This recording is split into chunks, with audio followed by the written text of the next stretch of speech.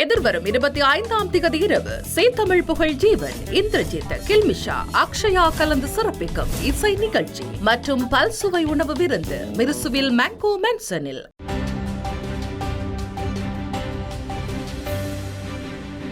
வணக்கம். இன்றைய நாளுக்கான செய்தி தொகுப்பினூடாக இணைந்திருக்கின்றோம்.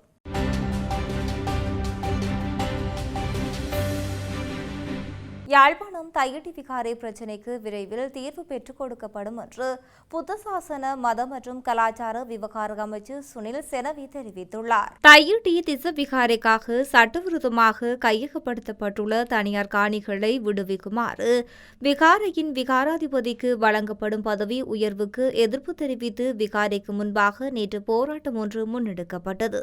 இதன்போது போராட்டத்தில் ஈடுபட்டிருந்த சிவகுரு ஆதீன முதல்வர் வேலன் சுவாமிகள், வலிகாம கிழக்கு பிரதேச சபையின் தவிசாளர் தியாகராசா நிரோஜ் மற்றும் வலி வடக்கு பிரதேச சபையின் உறுப்பினர்கள் என்று 5 பேர் கைது செய்யப்பட்டுள்ளனர். இந்த நிலையில் குறித்த விடய தொடர்பில் புத்த சாசன மதம் மற்றும் கலாச்சார விவகார அமைச்சர் சுனில் செனவியிடம் ஊடகம் ஒன்று வினவிய போது அதற்கு அவர் இவ்வாறு பதிலளித்துள்ளார். தையிட்டி திச விகாரை பிரச்சினைக்கு விரைவில் தீர்வை பெற்றுக் கொடுப்பதற்கு நடவடிக்கை எடுக்கப்பட்டுள்ளது. எனினும் விகாராதிபதிக்கு பௌத்த கலாச்சாரத்தின் அடிப்படையில் வழங்கப்படும் சான்றிதழே வழங்கப்படுகின்றது. அது பாடசாலை உள்ளிட்ட இடங்களில் வழங்கப்படுவது போன்று பதவி உயர்வு அல்ல. அத்துடன் தையிட்டி விவகார பிரச்சினைகளையும் விகாராதிபதிக்கு வழங்கப்படும் சான்றிதழ் நிகழ்வுகளையும் ஒன்றுடன் ஒன்று தொடர்பு படுத்த வேண்டாம். தையிட்டி விவகார அமைக்கப்பட்டுள்ள காணி குறித்து எமது அமைச்சு உள்ளிட்ட சம்பந்தப்பட்ட அதிகாரிகள் அளவீடுகளை முன்னெடுத்து வருகின்றனர். அதற்கமைய விகாரைக்கு சொந்தமான காணிகளை விகாரைக்கு வழங்குவதற்கு ஏனைய காணிகளை உரிய மக்களிடம் கையளிப்பதற்கு நடவடிக்கை எடுக்கப்பட்டு வருகின்றது எனவும் அவர் தெரிவித்துள்ளார். பயங்கரவாத தடுப்புச் சட்டத்தை பதிவீடு செய்யும் வகையில் அரசாங்கத்தினால் புதிதாக வெளியிடப்பட்டிருக்கும் வரைவில் முன்னைய திருத்தச் சட்டங்களை விடவும் மிகவும் மோசமான விடயங்கள் உள்ளடக்கப்பட்டிருக்கின்றன என இலங்கையில் தமிழரசு கட்சியின் பொதுச் செயலாளர் ஜனாதிபதி சட்டத்தரணி சுமந்திரன் தெரிவித்துள்ளார். அத்துடன் பயங்கரவாத தடுப்புச் சட்டத்தை முற்றாக நீக்குவதை விடுத்து அதனை பதிலீடு செய்வதற்கான அரசாங்கத்தின் நடவடிக்கைகளை முற்றாக எதிர்க்க விரும்புகின்றார் என குறிப்பிட்டுள்ளார். தற்போது நடைமுறையில் உள்ள 1979ஆம் ஆண்டின் 48ஆம் இலக்க பயங்கரவாத தடுப்புச் சட்டத்துக்கு பதிலாக பயங்கரவாதத்திலிருந்து அரசை பாதுகாக்கும் சட்டம் எனும் சட்டத்தை கொண்டு வருவதற்கு அவசியமான நடவடிக்கைகள் முன்னெடுக்கப்பட்டுள்ளன. அதனை இலக்காக கொண்டு தயாரிக்கப்பட்டுள்ள சட்டவரைவு நீதி அமைச்சின் உத்தியோகபூர்வ இணையதளத்தின் வெளியிடப்பட்டுள்ளது. பயங்கரவாத தடை சட்டம் முற்றாக நீக்கப்பட வேண்டும் என வலியுறுத்தி அந்த சட்டம் குறித்து மக்களுக்கு விழிப்புணர்வு ஊட்டும் நோக்கிலும் கடந்த காலங்களில் நாடு முழுவதும் கையெழுத்து போராட்டத்தை முன்னின்று நடத்திய ஜனாதிபதி சட்டத்தரணி சுமந்திரன் பயங்கரவாத தடுப்புச் சட்டம் மற்றும் அதனை பதிலீடு செய்யும் வகையில் முன்மொழியப்பட்ட பயங்கரவாத எதிர்ப்பு சட்டத்தின் மூலம் என்பவற்றில் உள்ளடங்களை விடவும் மோசமான விடயங்கள் இந்த புதிய வரைவில் உள்வாங்கப்பட்டிருக்கின்றன என சுட்டிக்காட்டியுள்ளார். தேசிய மக்கள் சக்தி எதிரணியாக இருந்த வேளையில் பயங்கரவாத தடுப்புச் சட்டம் முற்றாக நீக்கப்படும் அதேவேளை பயங்கரவாதத்தை ஒழிப்பதற்கு பிரத்யேக சட்டம் ஒன்று தேவையில்லை என்ற நிலைப்பாட்டிலே இருந்தது. அதை சுட்டிக்காட்டிய சுமந்திரன் தேசிய மக்கள் சக்தியின் தேர்தல் விஞ்ஞாபனத்தில் பயங்கரவாத தடுப்புச் சட்டம் முற்றாக நீக்கப்படும் என்று கூறப்பட்டிருக்கின்றது. தவிர பிறிதொரு சட்டத்தினூடாக அச்சட்டம் பதிலீடு செய்யப்படும் என கூறப்படவில்லை என்று குறிப்பிட்டுள்ளார். இவ்வாறானதொரு பின்னணியில் பயங்கரவாத தடுப்புச் சட்டத்தை பதிலீடு செய்யும் வகையில் புதிதாக பெரியதொரு சட்டத்தை கொண்டு வருவதை ஏற்றுக்கொள்ள முடியாது என்றும், ஆகவே அந்த சட்டத்தை பதிலீடு செய்வதற்கான நடவடிக்கைகளை முற்றாக எதிர்ப்போம் என்று சுமந்திரன் தெரிவித்துள்ளார்.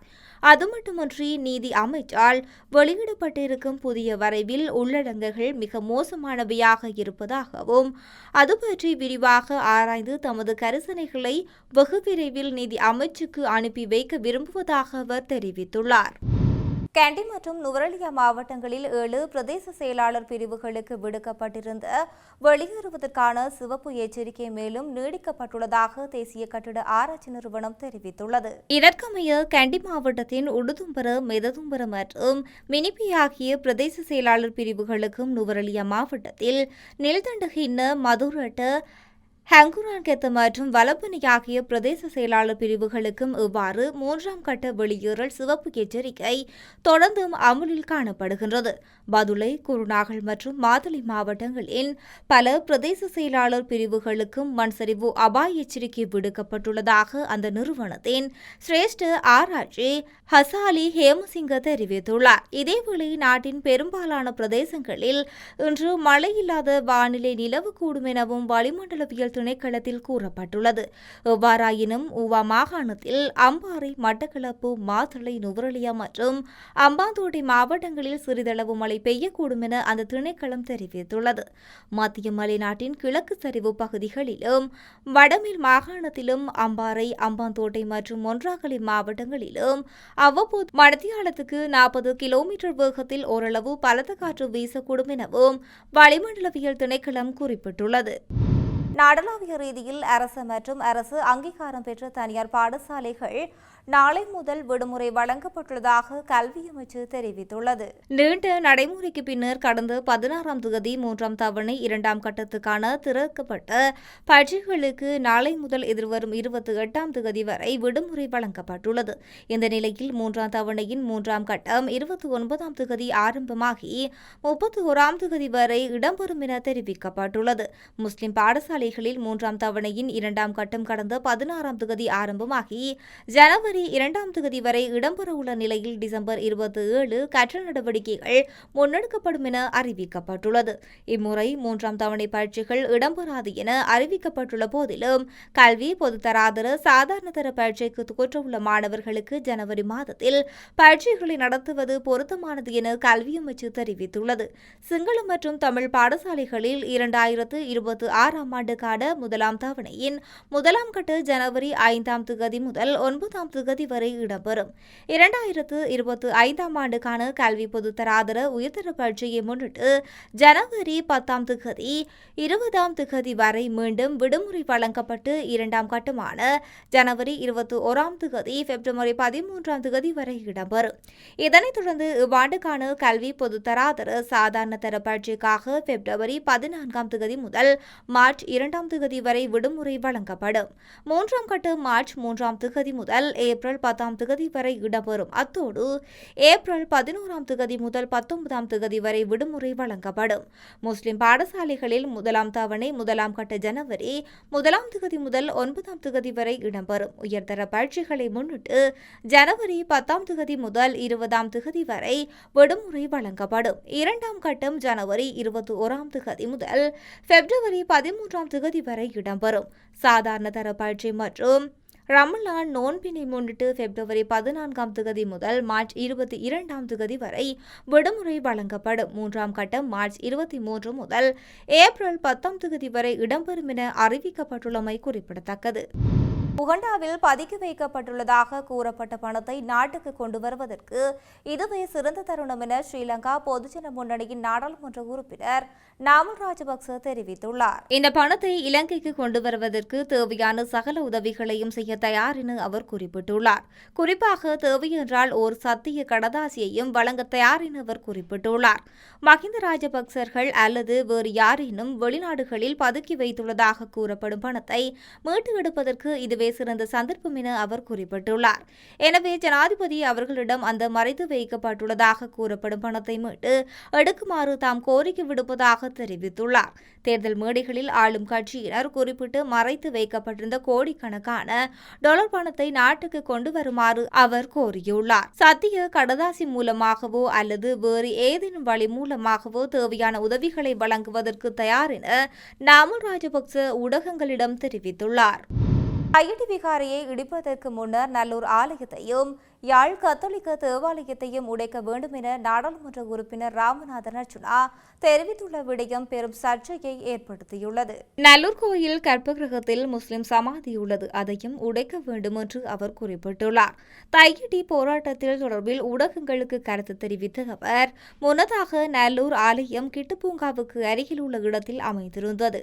தற்போது ஒல்லாந்தர் கோட்டை அமைக்கப்பெற்ற நல்லூர் ஆலயத்தின் கற்களை கொண்டே. அவ்வாறென்றால் முதலில் அந்த கோட்டையை உடைக்க வேண்டும், பின்னர் கிறிஸ்தவ தேவாலயத்தை உடைக்க வேண்டும், அதன் பின்னரே தையிட்டி பற்றி கதைக்க வேண்டும். யாரோ கூறிய கட்டளைக்கிணங்க இந்த போராட்டம் இடம்பெறுகின்றது.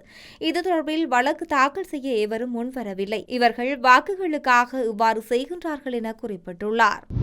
தையிட்டியில் நடைபெற்ற சம்பவமானது மிகவும் மூர்க்கத்தனமானது, கண்டிக்கத்தக்கது என இலங்கை தமிழரசு கட்சியின் மட்டக்களப்பு மாவட்ட நாடாளுமன்ற உறுப்பினர் ஸ்ரீநேசன் தெரிவித்துள்ளார். பிக்குகள் எவ்வளவு அட்டகாசம் செய்தாலும் அவர்களுடன் கண்ணியமாக நடந்து கொள்ளும் போலீசார் இந்த மத குருவினம் நடந்த விதம் கண்டிக்கத்தக்கது என அவர் குறிப்பிட்டுள்ளார்.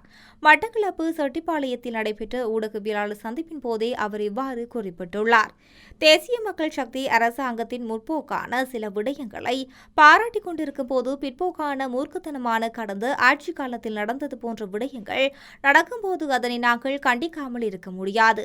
இன்று தையிட்டியில் நடைபெற்ற மூர்க்கத்தனமான செயற்பாட்டினை பலாத்காரமாக நாங்கள் கண்டிக்கின்றோம் என்று குறிப்பிட்டுள்ளார்.